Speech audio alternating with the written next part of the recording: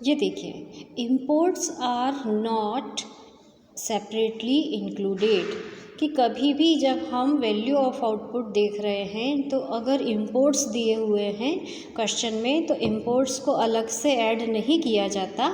क्यों? क्योंकि इम्पोर्ट्स को क्या माना जाता है, वो इंटरमीडिएट कंजम्पशन में ही शामिल हैं। जैसे calculate intermediate consumption in the following cases, कि जैसे केस नंबर 1 क्वेश्चन में आपको इंटरमीडिएट कंजम्पशन भी दिया हुआ है 1200, इम्पोर्ट्स भी दिए हुए हैं 300। जब इंटरमीडिएट कंजम्पशन वर्ड लिखा हुआ है मीन्स इंटरमीडिएट जितने भी खर्चे हुए हैं बीच में, उसमें देश में जो खर्चा हुआ है वो भी, प्लस हमने विदेशों से जो इंपोर्ट किया है वो भी शामिल है। यानी इस 1200 में ये 300 रुपये शामिल हैं। इसलिए हम सिर्फ इंटरमीडिएट कंजम्पशन के 1200 रुपये लेंगे क्वेश्चन में और 300 को अवॉइड करेंगे। क्यों? क्योंकि इम्पोर्ट्स को माना जा रहा है कि वो इंटरमीडिएट कंजम्पशन में ऐड हैं। दूसरा केस दिया हुआ है, दूसरे केस में लिखा है purchase of raw material from domestic firm. यहाँ साफ लिखा है कि ये जो रॉ मटेरियल परचेज़ किया है ये कहाँ से परचेज़ किया है, डोमेस्टिक यानी अपने देश में ही फर्म से परचेज़ किया है। यानी ये सिर्फ देश में होने वाला खर्चा लिखा है, प्लस इंपोर्ट किया है। यानी किसी प्रोडक्शन को कम्प्लीटली बनाने के लिए अपने देश से 500 रुपये की चीज़ें खरीदी प्लस विदेशों से 100 रुपये की चीज़ें खरीदी, तो कुल मिलाकर 500 और 100 देश का और विदेश का कुल मिलाकर इंटरमीडिएट कंजम्पशन कितना हो गया, 600। यानी ध्यान रखना, इंपोर्ट को हम सिर्फ उसी कंडीशन में शामिल करते हैं जब purchase of raw material from domestic firm, ये डोमेस्टिक वर्ड लिखा है यानी सेपरेट कर दिया, ये देश के अंदर ये देश के बाहर से, तो दोनों को जोड़ेंगे तब कुल मिलाकर इंटरमीडिएट कंजम्पशन 600 कहलाएगा। अब केस नंबर 3 देखिए, purchase of raw material 1000, raw material कितने का खरीदा, 1000 का। मीन्स इसमें हमको ये मान के चलना है कि अपने इंडिया से भी रॉ मटेरियल ख़रीदा है प्लस इंपोर्ट भी किया है, दोनों कुल मिलाकर 1000 है। तो फिर अलग से 200 रुपये इम्पोर्ट के दिए हैं तो वो ऐड नहीं करेंगे। ये अलग से 200 रुपये इम्पोर्ट के दिए हुए हैं, ये ऐड नहीं होंगे क्योंकि क्या माना जाएगा कि इस 1000 में ये 200 रुपये ऐड हैं। फिर उसके बाद दिया है इंटरमीडिएट कंजम्पशन 1000। मीन्स जब साफ लिखा है परचेस ऑफ रॉ मटेरियल, यहाँ पर क्लियर नहीं बताया कि डोमेस्टिक है या इंपोर्ट है, तो हम मान के चलेंगे कि ये दोनों हैं, इसलिए अलग से इंपोर्ट को इसमें शामिल नहीं किया जाएगा। इसलिए इस चीज़ को बिल्कुल ध्यान में रखना कि जब भी इंपोर्ट अलग सेपरेट दिया हो तो सिर्फ इंपोर्ट की वैल्यू तभी ऐड होगी जबकि ऐसा डोमेस्टिक फर्म से परचेज़ किया अलग लिखा हो और इंपोर्ट किया अलग लिखा हो, तब दोनों को ऐड करेंगे। अदरवाइज़ इंटरमीडिएट कंजम्पशन या परचेस ऑफ रॉ मटेरियल सिर्फ इस तरह के वर्ड्स लिखे हैं तो इंपोर्ट को उसमें ऐड नहीं करेंगे। अब ये देखिए, अगला पॉइंट है how to measure the value of output, कि वैल्यू ऑफ आउटपुट को कैसे मेज़र करें। पहले तो वैल्यू ऑफ आउटपुट की डेफिनेशन समझो। Value of output refers to the market value, market value means final value of all goods and services, कि जितनी भी गुड्स और सर्विसेज एक साल के पीरियड में प्रोडक्शन हुई हैं उन सब की मार्केट वैल्यू कुल मिलाकर क्या कहलाती है, वैल्यू ऑफ आउटपुट कहलाती है। अगर हम वैल्यू ऑफ आउटपुट को टुकड़े टुकड़े कर दें, अलग भागों में समझें, तो कैसे मेज़र करेंगे कि how to measure the value of output when the entire output is sold in an accounting year. Means जितना आउटपुट बनाया है प्रोड्यूसर ने, अगर वो पूरा ही एक साल में सेल हो जाता है तो कुल मिलाकर जितनी सेल की वैल्यू है वही उसका वैल्यू ऑफ आउटपुट कहलाता है। कंडीशन ध्यान रहेगी कि एक साल के अंदर अंदर जितना प्रोडक्शन किया, अगर पूरा प्रोडक्शन सेल हो गया है तो वो पूरी सेल जो है वही वैल्यू ऑफ आउटपुट कहलाती है।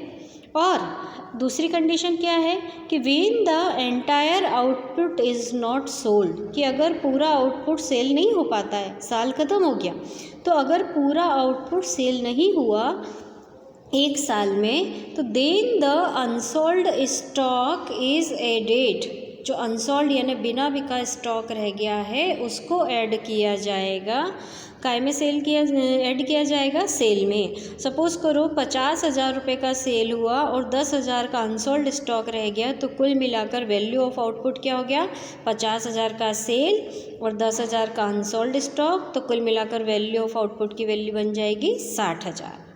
अब अनसोल्ड स्टॉक का वैल्यूएशन कैसे करें, तो अनसोल्ड स्टॉक को यहाँ पर हम जब चैप्टर में नाम देते हैं तो क्या नाम देते हैं, चेंज इन स्टॉक। यानी वैल्यू ऑफ आउटपुट का फॉर्मूला क्या होता है, sales plus change in stock. Change in stock यानी स्टॉक में कितना चेंज आया, तो ओपनिंग स्टॉक कम था, क्लोजिंग स्टॉक ज़्यादा हो गया, मीन्स कुछ बिना बिका रह गया, तो हमारे चेंज इन स्टॉक का फॉर्मूला क्या होता है, closing stock minus opening stock. Change in stock का फॉर्मूला क्या होता है, closing stock minus opening stock. तो कुल मिलाकर वैल्यू ऑफ आउटपुट बराबर सेल, अगर स्टॉक बचा है तो वैल्यू ऑफ आउटपुट बराबर sales plus change in stock. Change in stock means closing stock minus opening stock. एक तरीका और होता है वैल्यू ऑफ आउटपुट का फॉर्मूला, अगर हमें टोटल सेल नहीं पता है पर कितनी यूनिट सेल की है और पर प्राइस कितना था, 100 यूनिट सेल की है और हर यूनिट का प्राइस 10 रुपये था, तो सेल कैसे निकलेगी, 100 यूनिट क्वांटिटी 10 रुपये एक का प्राइस, तो क्वांटिटी इंटू प्राइस 1000 हो गया, यानी वही सेल की वैल्यू कितनी हो गई, 1000। तो वैल्यू ऑफ आउटपुट का ये अनदर फॉर्मूला है कि क्वांटिटी इंटू प्राइस, यानी 100 क्वांटिटी 10 रुपये प्राइस, तो 1000 सेल की वैल्यू हो गई, प्लस चेंज इन स्टॉक तो अपनी जगह वैसा की वैसा ही रहता है। क्लियर। इस एग्जाम्पल को देखो और समझो। इस एग्जाम्पल में दिया है कि एक मैन्युफैक्चरर ने 1000 पेयर शूज़ बनाए हैं, यानी क्वांटिटी कितनी बनाई, 1000। उस 1000 शूज़ को वो पर पेयर कितने रुपए में सेल कर रहा है, 500 रुपये में सेल कर रहा है। 1000 जोड़ी जूते हैं और एक जोड़ी जूतों का भाव है 500 रुपये, तो टोटल सेल कितनी हो गई, 5 लाख। और यहाँ पर इस एग्जाम्पल में क्या माना है कि उसके पूरे 1000 जोड़ी जूते सेल हो गए, कुछ भी नहीं बचा है, तो ऐसे में sales plus change in stock की वैल्यू कितनी हो जाएगी, 0, जब कुछ नहीं बचा। तो टोटल वैल्यू ऑफ आउटपुट कितना हो गया, 5 लाख हो गया। यह हमारा वैल्यू है। जैसे हम इंपोर्ट को सेपरेटली जोड़ते नहीं हैं, हम मान के चलते हैं इंपोर्ट काय में शामिल है, इंटरमीडिएट कंजम्पशन में शामिल है, तो ऐसे ही जब सेल दिया है और एक्सपोर्ट भी दिया है, तो अगर टोटल सेल की वैल्यू दी हुई है, सेल की वैल्यू कितनी है 2000, एक्सपोर्ट की वैल्यू है 400, यानी देश में जो सेल किया प्लस विदेश में जो सेल किया। अब यहाँ पर सिर्फ सेल लिखा है, मीन्स इसमें देश में और विदेश में दोनों जगह सेल की हुई वैल्यू शामिल है, तो हम जब सेल लिख रहे हैं तो अलग से एक्सपोर्ट को शामिल नहीं करेंगे।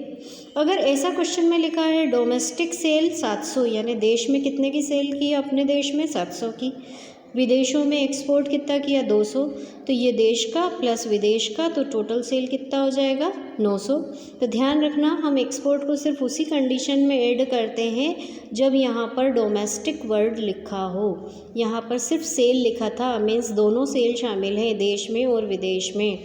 यहाँ पर डोमेस्टिक लिखा है, मीन्स ये सिर्फ देश में सेल किया, तो फिर जब टोटल सेल चाहिए तो एक्सपोर्ट यानी विदेशों को किया गया सेल भी ऐड करेंगे, तो कुल हो जाएगा 900। तो ध्यान रखना, एक्सपोर्ट को सिर्फ हम तभी इंक्लूड करेंगे साथ में जब डोमेस्टिक वर्ड लिखा होगा, अदरवाइज़ क्या मान के चलेंगे कि कुल सेल की वैल्यू में एक्सपोर्ट की वैल्यू शामिल है। ये एक चीज़ आप 11th में भी पढ़ चुके हो कि कुल कितने प्रोडक्शन सेक्टर होते हैं, कितनी प्रोड्यूसिंग एंटरप्राइजेज होती हैं, 3 तरह की, प्राइमरी सेक्टर, सेकेंडरी सेक्टर और टर्शियरी सेक्टर। प्राइमरी सेक्टर में क्या आता है, जो डायरेक्टली नेचर से हम नेचुरल रिसोर्सेज को एक्सप्लॉइट कर जो प्रोडक्शन करते हैं वो क्या कहलाता है, हमारा प्राइमरी सेक्टर। जैसे लैंड, वाटर, सब सॉइल एसेट्स एट्सेट्रा, ये सब प्राइमरी सेक्टर में कहलाता है, जिसमें फिशिंग आ गया, फार्मिंग आ गया, पोल्ट्री फार्म आ गया, ये सब प्राइमरी सेक्टर।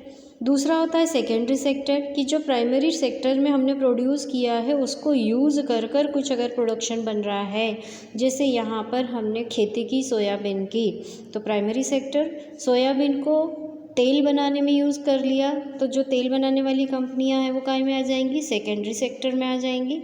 तो जैसे जूट उगाना, जूट से प्रोडक्शन करना, सोयाबीन उगाना, सोयाबीन से तेल निकालना, तो ये प्राइमरी सेक्टर में उगाना, यहाँ पर उसको यूज़ करके अदर प्रोडक्शन बनाना सेकेंडरी सेक्टर कहलाता है। और तीसरा होता है टर्शरी सेक्टर। टर्शरी यानी प्राइमरी और सेकेंडरी से जो भी प्रोडक्शन हुआ उसको ट्रांसपोर्ट करना, इसमें सारी सर्विसेज आ जाती हैं, जैसे transport, education, finance, administration, insurance, ये सारी सर्विसेज किस सेक्टर में आ जाती हैं, टर्शरी सेक्टर में। यानी किसी भी कंट्री में तीनों सेक्टर काम करते हैं, प्राइमरी भी, सेकेंडरी भी और टर्शरी भी। तो प्राइमरी, सेकेंडरी और टर्शरी सेक्टर से जितना भी प्रोडक्शन होता है या जितनी भी इनकम होती है, तो तीनों सेक्टर की इनकम को टोटल कर लेते हैं, तीनों सेक्टर की इनकम को टोटल कर लेते हैं, और वो टोटल इनकम हमारी क्या कहलाती है, gross domestic product at market price यानी GDP MP कहलाती है।